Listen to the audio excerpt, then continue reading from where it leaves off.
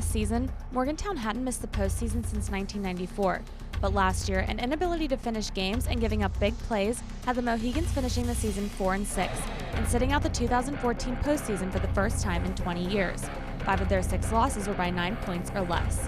When that happens, it's a big wake-up call for your football program, not only your players, your coaches, the football parents organization. I mean, everybody, sits up and takes notice. Everyone just took it as a good lesson, you lose, but that's not always the end of it. You can always come back the next year, prove everybody wrong, show them that you have something to fight for, and show them what you're made of. Last season's quarterback Ethan Goldcamp has since graduated, so it's senior Zane Hearn's turn to call the plays.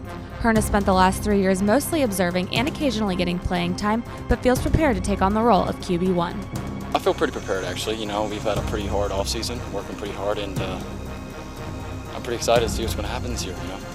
Last year was a pretty rough year for me, coming back out. I had to stay determined, and I think I'm doing pretty well. Zane looks fantastic. He is just doing a great job with the offense. He's very, very capable. He's going to open a lot of eyes this year.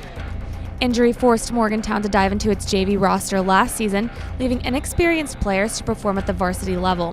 While that was a detriment last season, the Mohegans can consider themselves a veteran squad this year, with several players returning with varsity experience. We were hurt.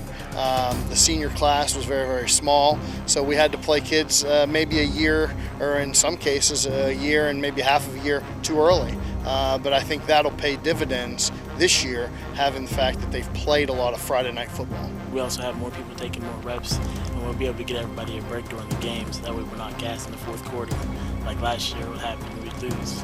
We'll be able to keep the lead, probably put it in with a W. The bitter taste of last season has served as motivation for the Mohegans.